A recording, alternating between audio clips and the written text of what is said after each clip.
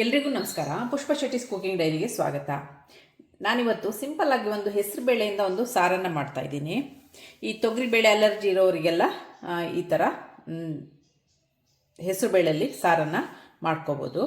ಈಗ ಇಲ್ಲಿ ನಾನು ಒಂದು ಅರ್ಧ ಕಪ್ಪು ಹೆಸರು ಬೇಳೆಯನ್ನು ತೊಗೊಂಡಿದ್ದೀನಿ. ಇದನ್ನೀಗ ಕ್ಲೀನಾಗಿ ಒಂದು 2-3 ಬಾರಿ ತೊಳೆದು ಒಂದು 15 ನಿಮಿಷ ಇದನ್ನು ನೆನೆಸಿಡೋಣ. ತಗೊಂಡಂಥ ಬೇಳೆನೀಗ ನಾನು 2-3 ಬಾರಿ ತೊಳೆದು ಒಂದು 15 ನಿಮಿಷ ನೆನೆಸಿಟ್ಟಿದ್ದೀನಿ. ಈಗ ಇದನ್ನು ಬೇಕಿಡೋಣ. ಇದನ್ನು ನೀರು ಸಮೇತ ಇದನ್ನು ಬೇಯಕ್ಕೆ ಹಾಕ್ತಾ ಇದ್ದೀನಿ ನಾನು. ಇದಕ್ಕೆ ಒಂದು 2 ಕಪ್ಪು ನೀರನ್ನು ಸೇರಿಸ್ತಾ ಇದ್ದೀನಿ. ಇದಕ್ಕೆ ನಾನಿಲ್ಲಿ 1 ಟೀ ಸ್ಪೂನ್ ಆಗುವಷ್ಟು ತೆಂಗಿನ ಎಣ್ಣೆಯನ್ನು ಹಾಕಿದ್ದೀನಿ. ನೀವು ಬೇಕಾದರೆ ತುಪ್ಪವನ್ನು ಸಹ ಉಪಯೋಗಿಸ್ಕೋಬೋದು. ತೆಂಗಿನ ಎಣ್ಣೆ ಹಾಕಿದರೆ ರುಚಿ ಹೆಚ್ಚು.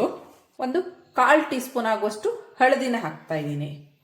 ಹಾಗೂ ಚಿಟಿಕೆ ಇಂಗನ್ನು ಹಾಕ್ತಾ ಇದ್ದೀನಿ. ಲಿಡ್ಡನ್ನು ಮುಚ್ಚಿ ಇದೊಂದು 3 ವಿಸಿಲ್ ಬರಲಿ. 3 ವಿಸಿಲ್ ಬರೋ ತನಕ ಇದನ್ನು ಬೇಯಿಸೋಣ. ಅಷ್ಟರಲ್ಲಿ ಈಗ ಒಂದು ಪಾತ್ರೆಯನ್ನು ತೊಗೊಂಡಿದ್ದೀನಿ ನಾನಿಲ್ಲಿ. ಅದಕ್ಕೆ ಒಂದು 2 ಕಪ್ ಆಗುವಷ್ಟು ನೀರನ್ನು ಹಾಕ್ತಾ ಇದ್ದೀನಿ. ಇಲ್ಲಿ ಒಂದು 2 ಕಪ್ಪು ನೀರನ್ನು ಹಾಕಿದ್ದೀನಿ. 2 ಮೀಡಿಯಂ ಗಾತ್ರದ ಟೊಮೆಟೊವನ್ನು ಹೆಚ್ಚಿಟ್ಕೊಂಡಿದ್ದೀನಿ. ಇದನ್ನು ಹಾಕ್ತಾ ಇದ್ದೀನಿ. 1 ಟೀ ಸ್ಪೂನ್ ಆಗುವಷ್ಟು ಶುಂಠಿಯ ಪೀಸಸ್ಸನ್ನು ಹಾಕ್ತಾ ಇದ್ದೀನಿ. 2 ಹಸಿಮೆಣಸನ್ನ ಸಣ್ಣಗೆ ಹೆಚ್ಚಿಟ್ಕೊಂಡಿದ್ದೀನಿ, ಅದನ್ನು ಹಾಕ್ತಾ ಇದ್ದೀನಿ. ಒಂದು 1/4 ಟೀ ಸ್ಪೂನ್ ಆಗುವಷ್ಟು ಹಳದಿನ ಹಾಕ್ತಾ ಇದ್ದೀನಿ. ಅದು ಅರ್ಧ ಟೀ ಸ್ಪೂನ್ ಆಗುವಷ್ಟು ಪೆಪ್ಪರ್ ಪುಡಿಯನ್ನು ಹಾಕ್ತಾ ಇದ್ದೀನಿ. ಇದನ್ನು ಮೀಡಿಯಂ ಫ್ಲೇಮಲ್ಲಿ ಇದನ್ನು ಕುದಿಯಕ್ಕಿಡೋಣ. ಇದು ಚೆನ್ನಾಗಿ ಕುದೀಲಿ. ಈಗ ತಗೊಂಡಂಥ ನೀರು, ಟೊಮೆಟೊ, ಹಸಿಮೆಣಸು ಏನೆಲ್ಲ ತೊಗೊಂಡಿದ್ದೀನಿ ನಾನು, ಅದನ್ನು ಕುದಿಯಕ್ಕಿಟ್ಟಿದ್ದೀನಿ. ಇದನ್ನು ಲೋ ಫ್ಲೇಮಲ್ಲಿ ಇಟ್ಟು ಚೆನ್ನಾಗಿ ಒಂದು 5 ನಿಮಿಷ ಚೆನ್ನಾಗಿ ಕುದೀಲಿ. ಅಷ್ಟರಲ್ಲಿ ಬೇಳೆನ ರೆಡಿ ಮಾಡ್ಕೊಳ್ಳೋಣ ನಾವು. ಈಗ ಇದಕ್ಕೆ ಸ್ವಲ್ಪ ಉಪ್ಪನ್ನು ಸೇರಿಸೋಣ. ಉಪ್ಪನ್ನು ಸೇರಿಸ್ತಾ ಇದ್ದೀನಿ. ಇದು ಚೆನ್ನಾಗಿ ಕುದೀಲಿ. ಬೇಕಿಟ್ಟಂಥ ಬೇಳೆ ಚೆನ್ನಾಗಿ ಬೆಂದಿದೆ ನೋಡಿ, ಸಾಫ್ಟಾಗಿ ಬೆಂದಿದೆ. ಇದನ್ನ ಸ್ವಲ್ಪ ವಿಸ್ಕರ್ನಲ್ಲಿ ಸ್ವಲ್ಪ ಸ್ಮ್ಯಾಶ್ ಮಾಡ್ಕೊಳ್ಳೋಣ. ನೋಡಿ, ಈ ಥರ ಸ್ಮ್ಯಾಶ್ ಮಾಡ್ಕೊಂಡಿದ್ದೀನಿ. ಈಗ ಇದನ್ನು ನಾವೇನು ಕುದಿಯಕ್ಕಿಟ್ಟಿದ್ದೀವಿ ಅದೀಗ ಹೇಗಾಗಿದೆ ನೋಡೋಣ. ವೀಕ್ಷಕರೇ, ಈಗ ಕುದಿಯಕ್ಕಿಟ್ಟಂಥ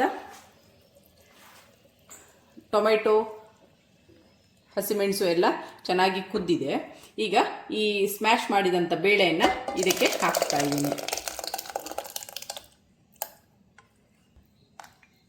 ಇದಕ್ಕೆ ಈರುಳ್ಳಿ, ಬೆಳ್ಳುಳ್ಳಿ ಏನು ನಾನು ಉಪಯೋಗಿಸ್ತಾ ಇಲ್ಲ. ಇದು ಉಪವಾಸದ ದಿನಗಳಲ್ಲೂ ಸಹ ಇದನ್ನು ಮಾಡ್ಕೋಬೋದು. ಈ ಹೆಸರುಬೇಳೆ ಸಾರು ನಿಮಗೆ ಬೇಕಾದಷ್ಟು ತೆಳ್ಳಗೆ ಮಾಡ್ಕೊಳ್ಳಿ. ಇದಕ್ಕೆ ಸ್ವಲ್ಪ ನೀರನ್ನು, ಕುಕ್ಕರ್ ತೊಳೆದ ನೀರನ್ನು ಸೇರಿಸ್ತಾ ಇದ್ದೀನಿ. ನೋಡಿ, ಈ ಹದದಲ್ಲಿದ್ದರೆ ಸಾಕು. ನಿಮಗೆ ಬೇಕಾದರೆ ಸ್ವಲ್ಪ ತೆಳ್ಳಗೂ ಮಾಡ್ಕೋಬೋದು, ಸ್ವಲ್ಪ ಗಟ್ಟಿನೂ ಇಟ್ಕೋಬೋದು. ನಾನು ಈ ಹದದಲ್ಲಿ ಮಾಡಿದ್ದೀನಿ. ಇದೀಗ ಚೆನ್ನಾಗಿ ಕುದೀಲಿ.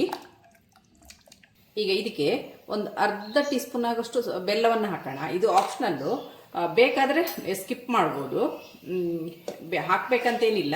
ನಾನಿಲ್ಲಿ ಒಂದು ಅರ್ಧ ಟೀ ಸ್ಪೂನು ಬೆಲ್ಲವನ್ನು ಹಾಕಿದ್ದೀನಿ. ರುಚಿಗೆ ತಕ್ಕಷ್ಟು ಉಪ್ಪನ್ನು ಹಾಕ್ತಾ ಇದ್ದೀನಿ. ನಾನು ಕುದಿಯುವಾಗ ಸ್ವಲ್ಪ ಉಪ್ಪನ್ನು ಹಾಕಿದ್ದೀನಿ. ಈಗ ಬೇಳೆ ಹಾಕಿದ ಮೇಲೆ ಸ್ವಲ್ಪ ಉಪ್ಪನ್ನು ಸೇರಿಸ್ತೀನಿ. ಈಗ ಇದು ಚೆನ್ನಾಗಿ ಒಂದು ಕುದಿ ಬರಲಿ. ಅಷ್ಟರಲ್ಲಿ ಒಂದು ಒಗ್ಗರಣೆಯನ್ನು ರೆಡಿ ಮಾಡ್ಕೊಳ್ಳೋಣ. ಇಲ್ಲಿ ನಾನು ಇದಕ್ಕೆ ಒಂದು ಒಗ್ಗರಣೆಯನ್ನು ಹಾಕೋಣ. ಈ ಒಗ್ಗರಣೆ ಸೌಟನ್ನು ಬಿಸಿಗಿಟ್ಟಿದ್ದೀನಿ. ಅದಕ್ಕೆ ಒಂದು 2 ಟೀ ಸ್ಪೂನ್ ಆಗುವಷ್ಟು ತುಪ್ಪವನ್ನು ಹಾಕ್ತಾ ಇದ್ದೀನಿ. ಈಗ ತುಪ್ಪ ಬಿಸಿಯಾಗಿದೆ. ಇದಕ್ಕೆ ಒಂದು ಅರ್ಧ ಟೀ ಸ್ಪೂನು ಜೀರಿಗೆಯನ್ನು ಹಾಕಿದ್ದೀನಿ. ಈಗ ಜೀರಿಗೆ ಚಟಪಟ ಅಂತ ಇದೆ. ಇದಕ್ಕೆ ಕೆಂಪು ಮೆಣಸನ್ನು ಹಾಕ್ತಾ ಇದ್ದೀನಿ. ಸ್ವಲ್ಪ ಹುರ್ಕೊಳ್ಳೋಣ. ಇದಕ್ಕೆ ಸ್ವಲ್ಪ ಕರಿಬೇವು ಸೊಪ್ಪನ್ನು ಸೇರಿಸ್ತಾ ಇದ್ದೀನಿ.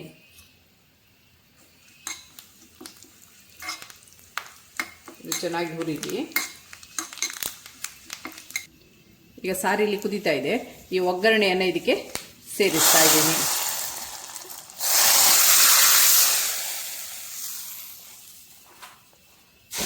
ಇದಕ್ಕೆ ನಾನಿಲ್ಲಿ ಸ್ವಲ್ಪ ಕೊತ್ತಂಬರಿ ಸೊಪ್ಪನ್ನು ಹಾಕ್ತಾ ಇದ್ದೀನಿ. ಹಾಗೂ ಒಂದು ಅರ್ಧ ನಿಂಬುವನ್ನು ಹಾಕ್ತಾ ಇದ್ದೀನಿ. ನಾನು ಇದಕ್ಕೆ ಹುಣಸೆ ಹಣ್ಣನ್ನು ಉಪಯೋಗಿಸ್ತಾ ಇಲ್ಲ. ಈ ಸಾರಿಗೆ ನಿಂಬು ಹಾಕಿದ್ರೇ ರುಚಿ ಹೆಚ್ಚು. ಹಾಗಾಗಿ ಅರ್ಧ ನಿಂಬುವನ್ನು ಹಿಂಡ್ತಾ ಇದ್ದೀನಿ. ವೀಕ್ಷಕರೇ, ರುಚಿಯಾದ ಹೆಸರುಬೇಳೆ ಸಾರು ಸವಿಯಲು ಸಿದ್ಧವಾಗಿದೆ. ಇದಾಗಿರುತ್ತೆ ಇವತ್ತಿನ ನನ್ನ ಡೈರಿಯ ರೆಸಿಪಿ. ನಿಮಗೆ ನನ್ನ ಈ ರೆಸಿಪಿ ಇಷ್ಟವಾದಲ್ಲಿ ಪುಷ್ಪ ಶೆಟ್ಟಿಸ್ ಕುಕಿಂಗ್ ಡೈರಿ ಇದಕ್ಕೆ ಒಂದು ಲೈಕ್ ಕೊಡಿ, ಶೇರ್ ಮಾಡಿ, ಕಮೆಂಟ್ ಮಾಡಿ. ಸಬ್ಸ್ಕ್ರೈಬ್ ಆಗಿಲ್ಲ ಅಂದರೆ ಸಬ್ಸ್ಕ್ರೈಬ್ ಆಗಿ, ಹಾಗೂ ನಿಮ್ಮ ಫ್ಯಾಮಿಲಿ ಮತ್ತು ಫ್ರೆಂಡ್ಸ್ಗಳ ಜೊತೆನೂ ಹಂಚಿಕೊಳ್ಳಿ. Thanks for watching. ಇದು ಚೆನ್ನಾಗಾಗುತ್ತೆ. ಇದನ್ನು ಒಮ್ಮೆ ಟ್ರೈ ಮಾಡಿ.